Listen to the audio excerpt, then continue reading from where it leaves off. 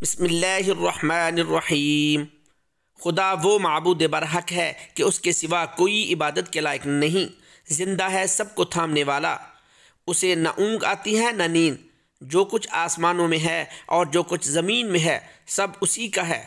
کون ہے کہ اس کی اجازت کے بغیر اس سے کسی کی سفارش کر سکے؟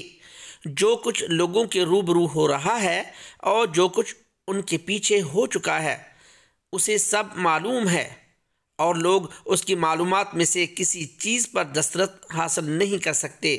ہاں، جس قدر وہ چاہتا ہے اسی قدر معلوم کرا دیتا ہے۔ اس کی بادشاہی اور علم آسمان اور زمین سب پر حاوی ہے، اور اسے ان کی حفاظت کچھ بھی دشوار نہیں۔ وہ بڑا عالی رتبہ ہے، جلیل القدر ہے۔ دین اسلام میں کوئی زبردستی نہیں ہے، ہدایت صاف طور پر ظاہر اور گمراہی سے الگ ہو چکی ہے۔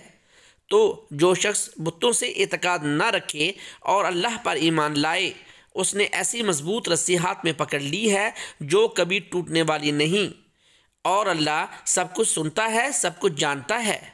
جو لوگ ایمان لائے ہیں ان کا دوست اللہ ہے کہ اندھیرے سے نکال کر روشنی میں لے جاتا ہے، اور جو کافر ہیں ان کے دوست شیطان ہیں کہ ان کو روشنی سے نکال کر اندھیرے میں لے جاتے ہیں۔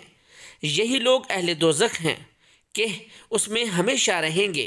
بھلا تم نے اس شخص کو نہیں دیکھا جو اس غرور کے سبب سے کہ اللہ نے اس کو سلطنت بخشی تھی، ابراہیم سے اپنے پروردگار کے بارے میں جھگڑنے لگا؟ جب ابراہیم نے کہا میرا پروردگار تو وہ ہے جو زندگی دیتا ہے اور موت دیتا ہے، وہ بولا کہ زندگی اور موت تو میں بھی دے سکتا ہوں۔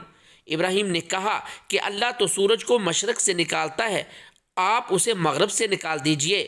یہ سن کر وہ کافر ہکا بکا رہ گیا، اور اللہ بے انصافوں کو ہدایت نہیں دیا کرتا۔